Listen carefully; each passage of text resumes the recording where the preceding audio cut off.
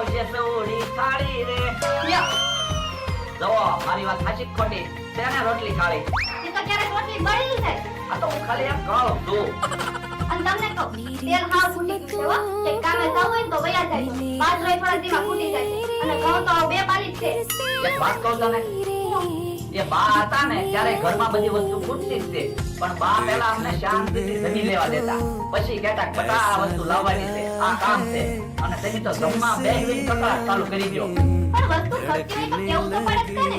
પણ હું ખાતા ખાતા કઈ વસ્તુ લેવા જવાનો છું ખાઈ લો પછી કહેતી હોય શું ફેર પડે આમાં અડધી ભૂખ તો આમના મરી જાય જો બોલો કે કામ ધંધે તો જાવું નહીં અને કઈ પાછું કઈ કહેવાય તો નહીં. પણ જમી લેવી ને પછી કહેવાય અતુલભાઈ દેખાડો કરો અમારા ઘરે હમણાં તો હું એલા ખાવા બેસી કકળાટ ચાલુ થાય એવું તો અમારા ઘરે હાલે. મારા પપ્પા જમવા બેસે મારી મમ્મી દેખાડો ચાલુ કરે. હે તો વાંધો નહીં મને તો એમ હતું કે અમારા એકના ઘરે જ કકળાટ હોય એવું હાલ્યા કરે. એવું કઈ ધ્યાનમાં ન લેવાનું હોય. તો હું ક્યાં ધ્યાનમાં લઉં આ તો ખાલી તને કહું છું આ તો વાંધો નહીં. નકર તો કેદુનો કે કામે ન લાગી ગયો હોય કામે તો જાવું જ પડશે નકર કાલથી રહેશો ભૂખ્યા. એ ખાય ભલે ને ભૂખ્યા રહેવી પણ આજ જમવાનું છે એ તો શાંતિથી ખાવા દે કે હારું. મારે તો ટેવ પડી ગયેલી છે જે હજી કકળાટ